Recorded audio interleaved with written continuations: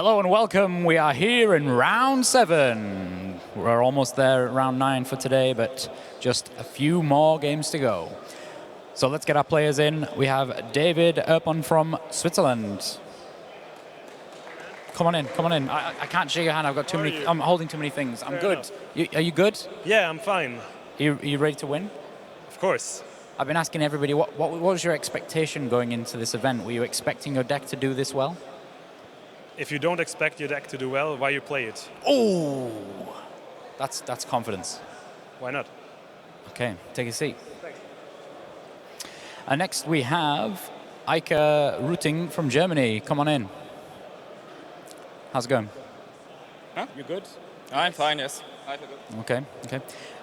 Same question to you. How are you expecting your deck to perform this weekend? Good or not? Well, this is my first YCS ever, so I didn't expect to do this well, to be honest. But I'm pretty happy to do this feature match, and yeah, I just want to play. Okay, well, I'm not going to stop you. Take a seat. Have you guys decided who's going first? Not yet. Oh, exciting. We get another die roll.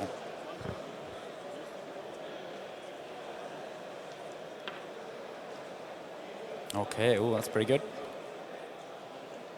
Okay, you're going to go first. Okay, David's going to go first. And without further ado, we have our dream team, the meme team. It is Nadir and Darren. Take it away.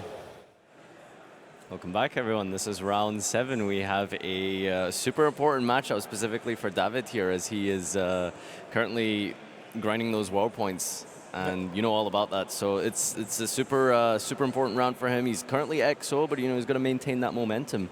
It's definitely looking good. I think he'd be very happy that he'd be 6-0, especially in an event like this. It's top 64, so it means there's be even more points handed out at this event than any other YCS. Yep. So if the YCS, this is a really important one. The one event you'd want the top is definitely this one, and you'd want to go deep as well to make your regionals grind. Have to go to less events maybe, so book yourself a Especially weekend considering holiday. he's from Switzerland, so he doesn't have to constantly fly over to Germany or exactly, yeah, of course, road trips and such. We're getting attacked with penguin soldiers. A lot here. of penguin soldiers here. I don't know, but just want you to know the guy who's been handing this to me constantly. Thank you for that. This is going to be our last round for the day, but there will be two more features after this with Marcello and Alberto. Tomorrow. But yes, it's been. I hope you've been enjoying it. The person in Twitch chat who keeps calling me the Arabic super agent, could you just please stop doing that? Yes. But yeah, so we have Lunalight, Rank Up, Utopia double OTK thing with the mines in the main is what Erpen's playing for. You've played a lot of Lunalight, you know this deck, right? Yeah, Lunalight's really cool. I think what separates it from Spiral is it is a combo deck like Spiral, but it has a lot of utility with the rank 4 toolbox. Yep. So it allows you to do stuff like Utopia double and OTK, and it also gives you access to the rank up card, which came back in the Forbidden Limited list, just straight to free. I'm sure we'll be seeing this unfold, and we'll explain it as we go along. But basically, the Kali Yuga is essentially there to, once your opponent activates a card in the main phase, rank up immediately into Kali Yuga, which like cold waves, I suppose, the field is probably the best way to describe it, if anyone remembers that card. But remember, boys and girls, in the standby phase, you can hit it before you go to the main phase, because you have to wait until the main phase to activate that card. Yeah. So if you have a card like Twin Twister or Pankratops, you can use your turn player priority to hit the card in the back row. Very cool.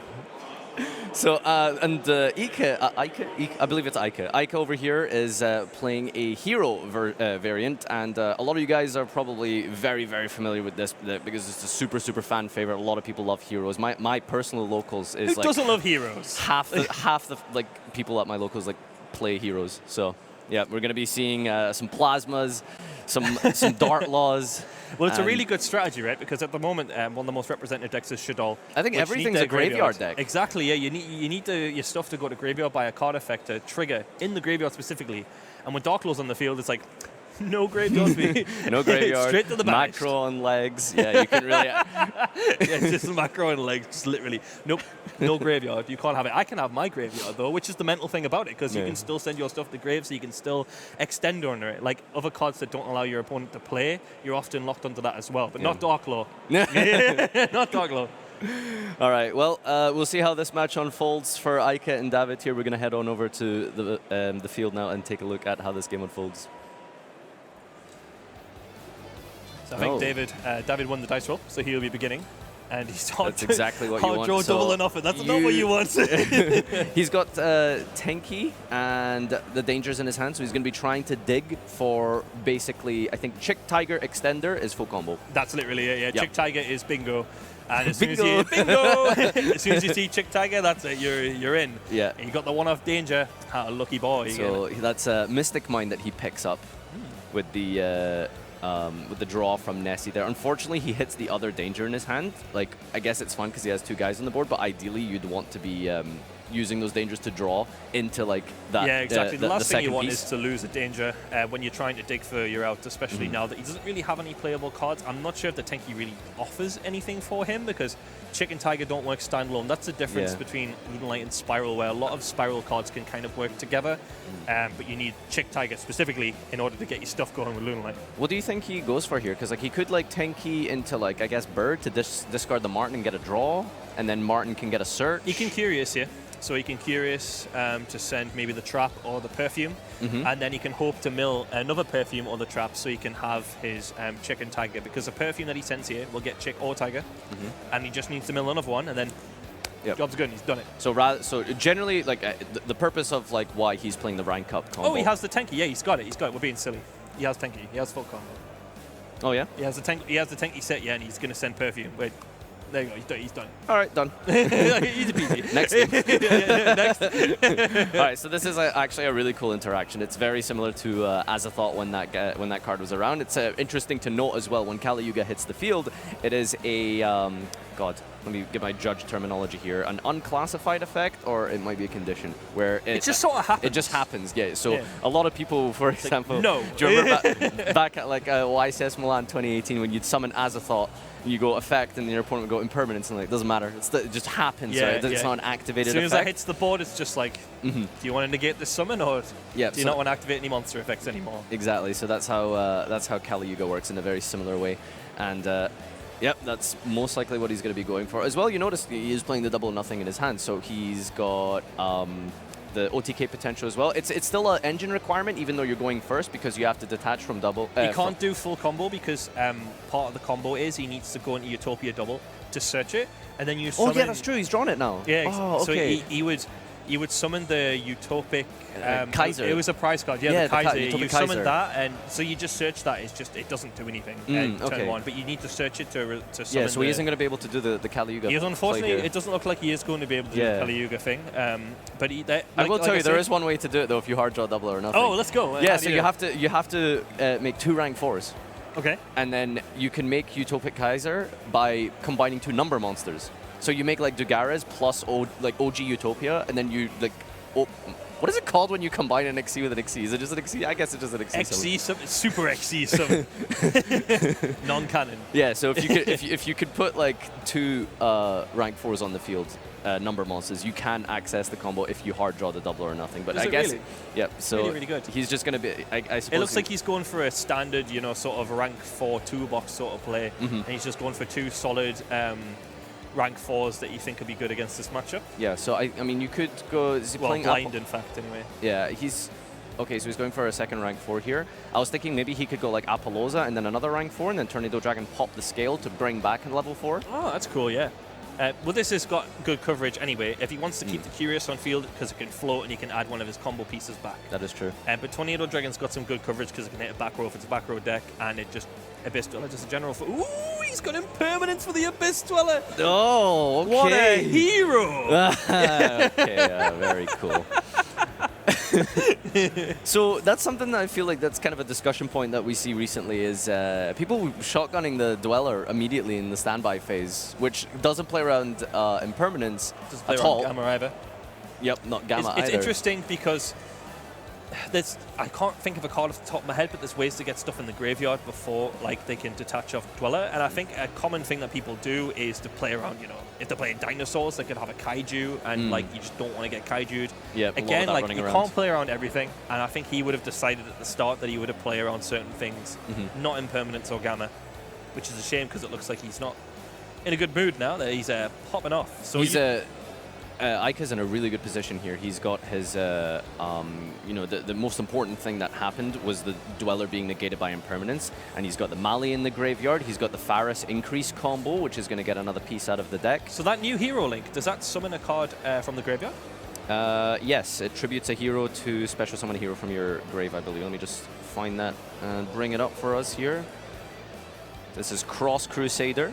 If this is Link Summon, target a Destiny hero in your grave and just special summon it. Oh, just special. You Okay, just special summon it, cool. But you can tribute the guy you just special summoned to add a hero with a different name from your deck to your hands. Right. Yeah, so And I that's, see there's a hero card that's just chilling there in the spell and trap card zone. Is that equipped to? Yeah, so it's that is, I believe, increase, which is, if I can just find it here. So increase, so basically the Faris increase combo is that like you discard with Faris to special summon it, and then like equips the increase, which can then like special summon stuff from the spell and trap zone to get you another hero from your deck. So I think like you can go for like Vion. Let me just double check this here. This is treated as a continuous trap. You contribute a hero, special this, and if this is special from the spell and trap zone, special level 4 hero from your deck. So you usually go for Vion. And it looks like he's he went to destroy it. Is he scooping? Is David scooping?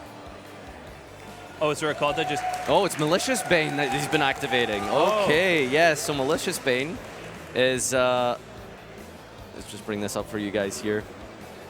So, it can't be destroyed by battle or card effects, and during your main phase, destroy all monsters your opponent controls with attack less than or equal to this, and it gains 200 for each monster destroyed this way.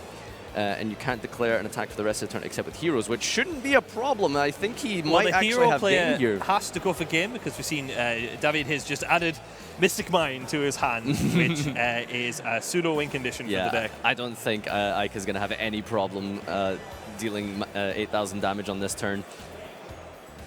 So he's just resolving his Shadow Mist here, which searches a hero monster. Yeah, I think he tried to add a polymerization there, but I think he's getting that confused with Vion. No, he can add Poly from his deck, but it's not with... oh, he's doing that with Vion. There's a Vion on the field. There's a Vion right there.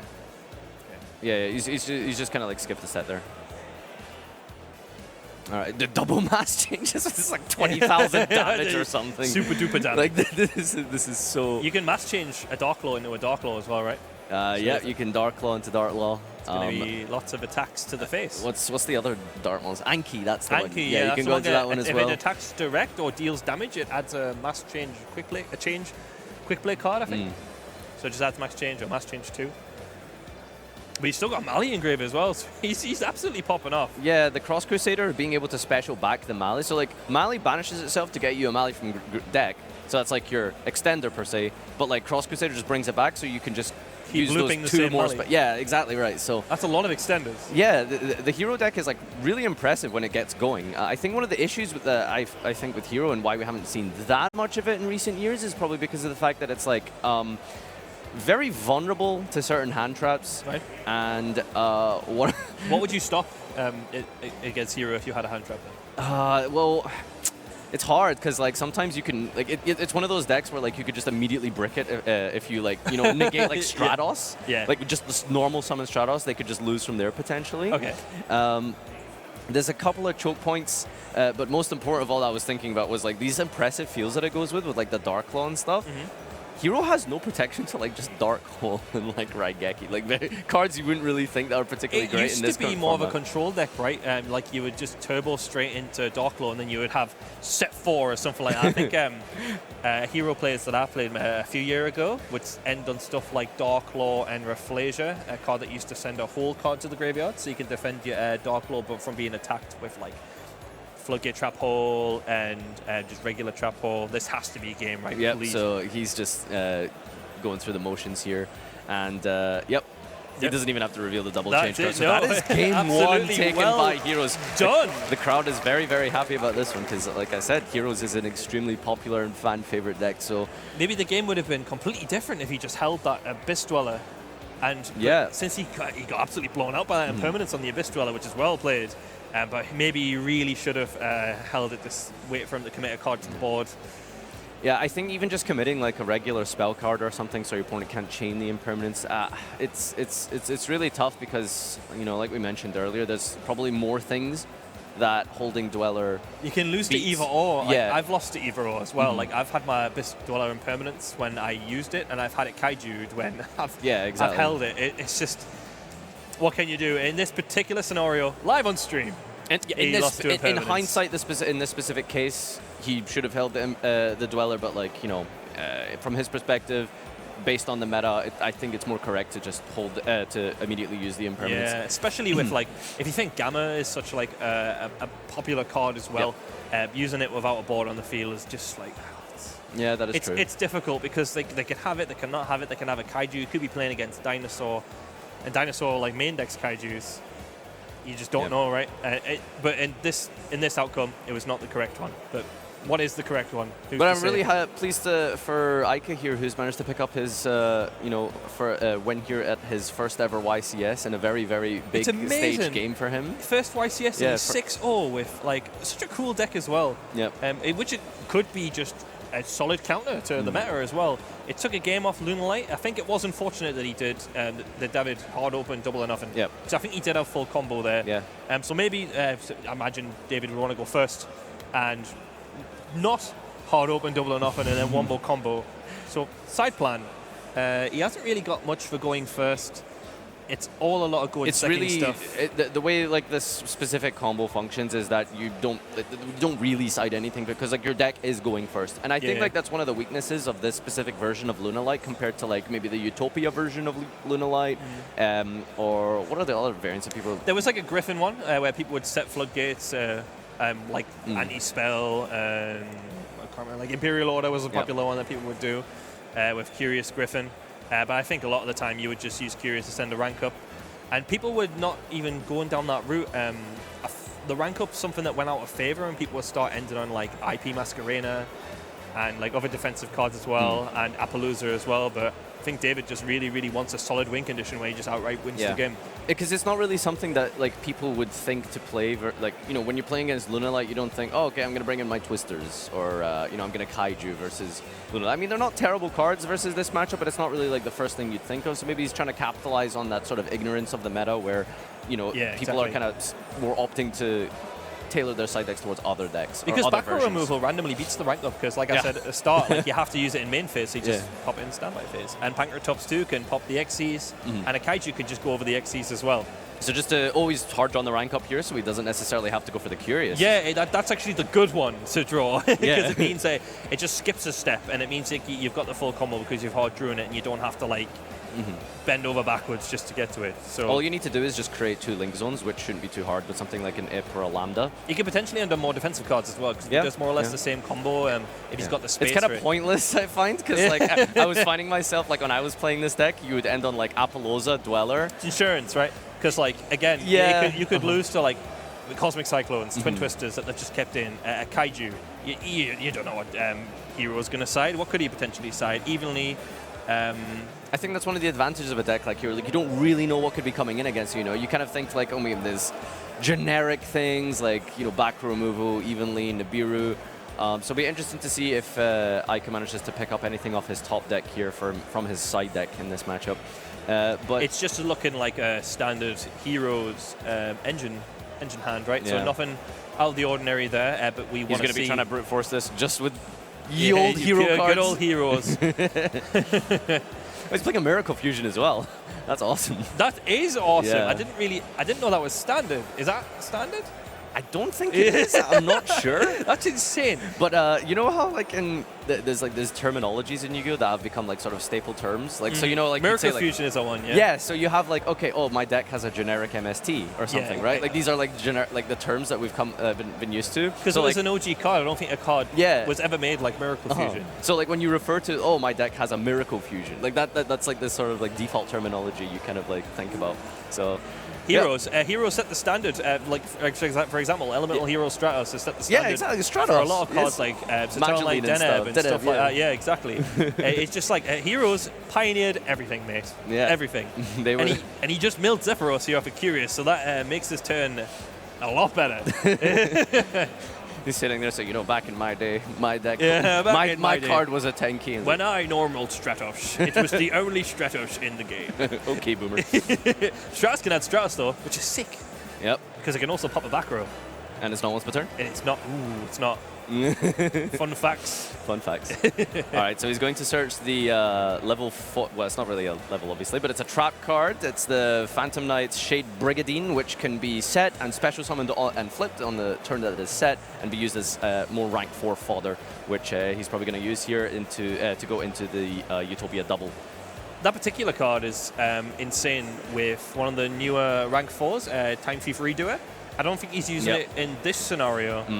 But it gets its best effect where it puts a card back to the top of the deck when it has a trap as a material, which is like really, really powerful.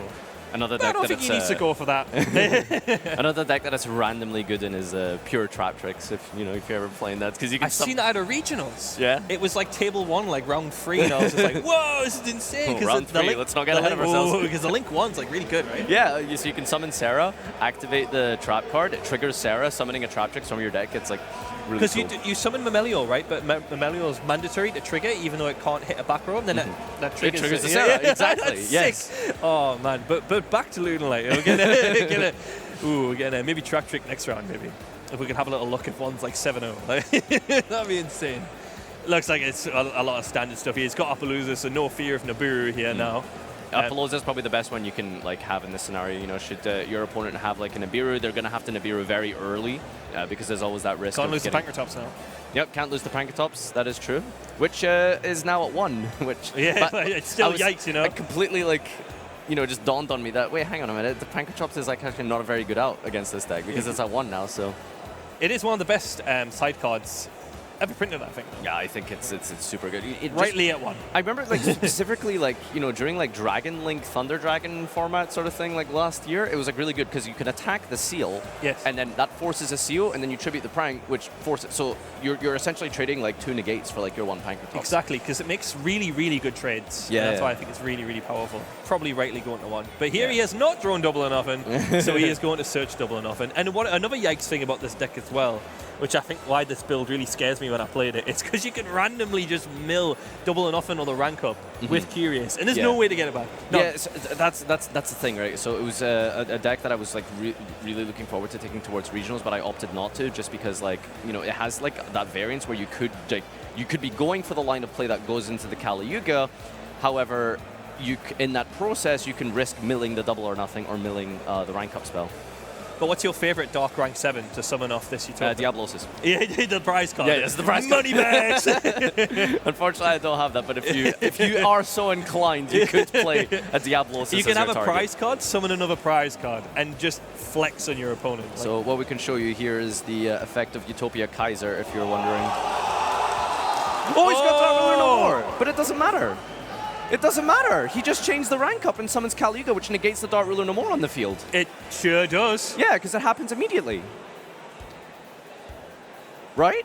Yeah. Are we missing anything? Yeah, he's so now he's explaining it to him. He can chain a spell and trap to that. So Kali Yuga hits the board and just says nope. Yeah, because Kali Yuga is not an activated effect. It's an effect that just happens immediately. So Chainlink 1, Dark Ruler no more. Chainlink 2, rank up. Rank up resolves, and Kali Yuga immediately negates the Dark Ruler.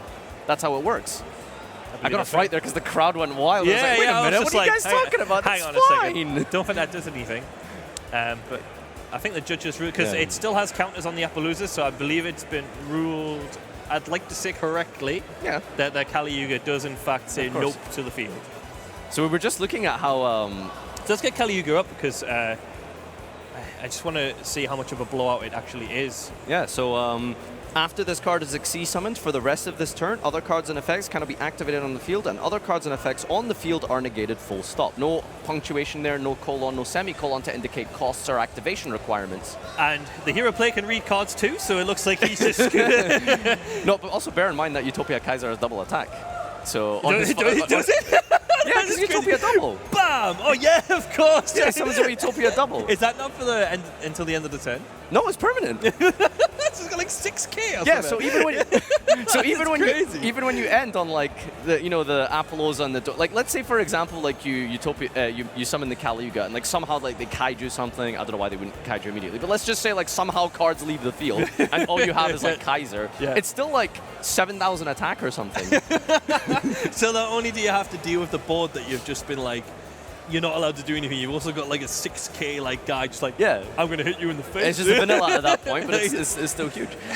So, yeah, this is going now all the way over to game 3. And excellent stuff. Yeah, David is going to be probably going second. Yeah, If it I'd wasn't say for that pesky double or nothing, he could have potentially just won game 1 as well. But yeah, that's true. But he'll be going second this time, I imagine. Hero would want to go first. But I just think like summoning Dark Claw is just too good. it is, you know, very like, good. I mean, if your Martin's banished and you check, Yeah. you're not going to summon off Tiger, right? So, Exactly. Activate 10 key, chain mass change, hit a card at the hand. Right, that's what you want to be doing. it does do that, doesn't it? Yeah. They always forget that, don't they? Yeah, you do like you like. It's you not just the card, and you macrocosmos. just like give me one of those cards, boy. So what's the side plan? So do you think going first? Imperial Order, naturally, in it goes.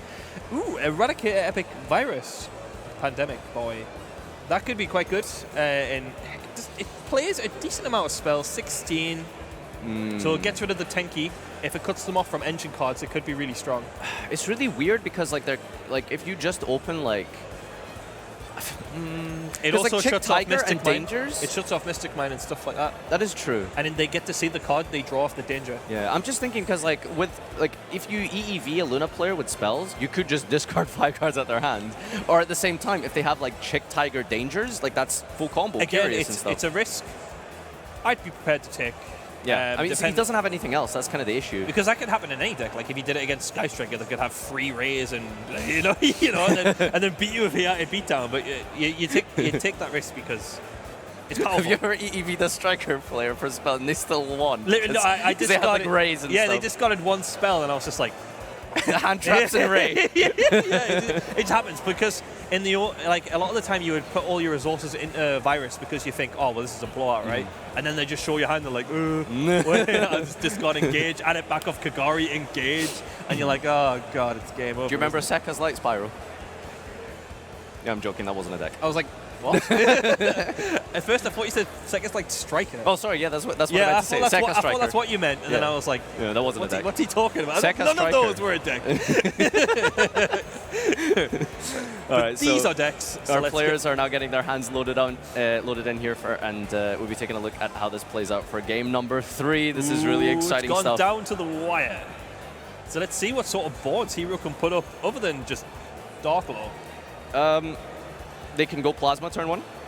They can end on Imperm, as we can see here.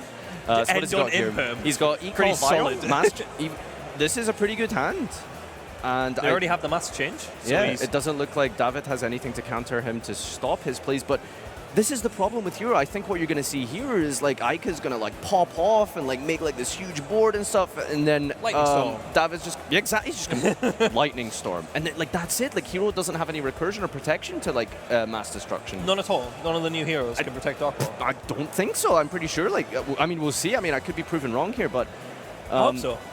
yeah, I hope so. I mean, I guess he could imperm the Lightning Storm if he summons a monster. I don't know. He can't physically Exactly, like, I know. activate It's it. just, I know, right? It just wouldn't work. Has to be no face-up cards in your field to activate Lightning Is that a Storm. lullaby he cited in? Oh no, it's Fusion Destiny.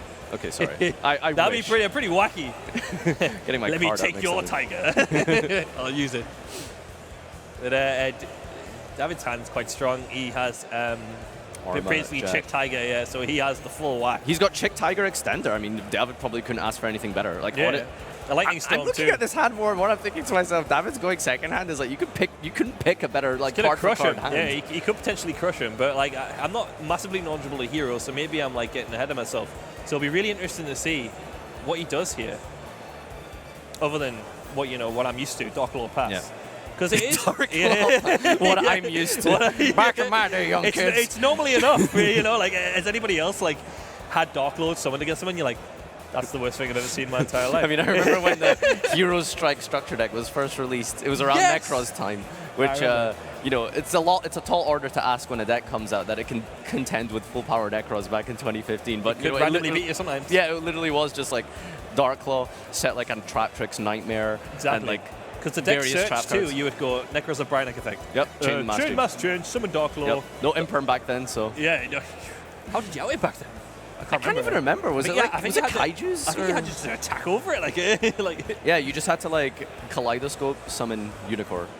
Oh, and then it negated it, yeah. Yeah. That was good. Something like that. But annoyingly, your Herald will get banished, so you couldn't add anything. But at least it was negated, so you were playing with limited cards, but... Baby Rage, I don't get I- search for yeah. free. I don't get free search. I don't like Dark Law. All right, here's the mass change on the Malicious. Want to guess what he's summoning? I don't know if it's Darklaw. Oh, well, if it's not, then I just feel stupid. I'm just kidding. Oh, it is. Okay. Of course it's Darklaw. In defense mode? What? I was to play around the Boral Sword, I suppose. It doesn't. Lightning Storm has right, this it's attack mode. position. Yes. Oh. It's played. Oh my god. I completely forgot. That's amazing. I completely forgot about that absolute restriction. 5-head. That's amazing. Oh wow, that's great. This guy, So should pro hero player, Justice League. Come on, sign him up. all right, so he's gonna That's go for. amazing. Yeah, I completely forgot about the attack position. Oh, how good that is. Amazing. Lightning Storm has weaknesses. What? That's insane. You tell me it's not just Rugeki? All right, so I think that's Sunrise, which hits the field now. What does that do? It's just getting loaded in, and we'll take a look in just a moment. But yeah, he's being able to like search Miracle Fusion now. He can really like he's making like some good extensions here. David be foaming like, why did he put it in defense mode? So Why? Sunrise, if I can bring that up for use. There we go. Must be fusioned. Monster you control gain 200 for each different attribute control. You can only use the following effects once per turn. If this is special, add a Miracle Fusion from your deck to your hand. He just adds Miracle Fusion. Yeah, just adds Miracle Fusion. Okay. Okay. Interested why he played around the Lightning Storm by putting the Darklaw in defense, but chose not to summon Sunrise in defense. Isn't that going to get linked away? Doesn't it just add Miracle Fusion, then it's done its job? It might do, I guess. We'll see. All right, so this is a new hero monster, which the name eludes me right now, but we'll see in just a second. There it is. Here's the Miracle Fusion. And, I mean, he's got the whole hero, like, compendium available He's to got him. the You can- whole you whack. can- All you need is to see Elemental Hero Ocean and Woodsman. You got Okay. the whole All right. gang are here to play. Oh, Zap-Zero! Oh, and that's in defense mode as well. Yeah, That's okay. insane. He is... So he can mass change 2 into Acid, and that'll blow up Just- his board and his back row. Yep. Does he play mass hero Acid? I hope so. I would think so with sick. this that combo. He absolutely does. Yeah, so when you mass change Absolute Zero, when it leaves the field, it destroys all cards. And then It destroys all monsters on your opponent's Yeah, side of the field, and then Acid destroys all the back row. monsters Yeah, in the back so row. it's Yes. literally like a Des Croaking. Do you know that card? I don't, but it You know sounds Des good. Croaking? Yeah, I can't Oh, remember. when you control 3 Des Frogs, destroy all cards your opponent controls. Des Frog. I guess you didn't watch it yet. Des Frogs, really? How far back were you going? But Stone Age. if we're saying that David had a hand-picked hand, however, I guess the hero Imperm would player have been was better. just, you know what?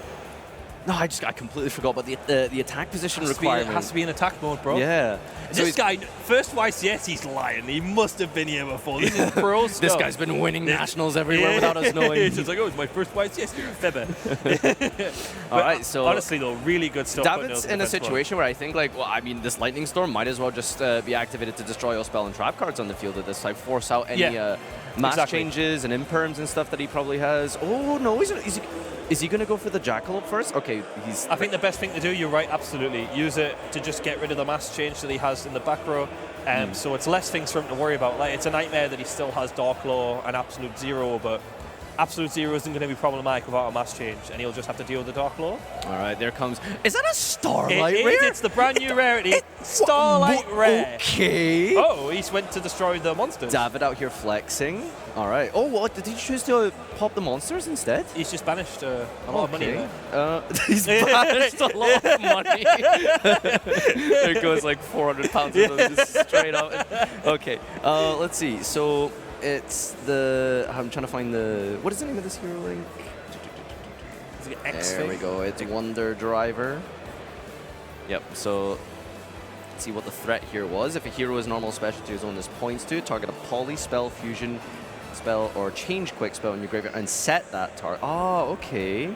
So because he like destroys all the spell and traps with the Lightning Storm, he could chain the mass change, summon a guy into the zone that Wonder Driver points to, and then on resolution reset the card, the mass change that was just destroyed. So essentially, the Lightning Storm wouldn't really do much other The than mass get change rid of. is a quick play, so if it's been set, you can't activate it. So in my mind, it makes sense to get rid of the mass change. So do you think you should have just got rid of all the back row? Absolutely, yeah. I think that was the correct play.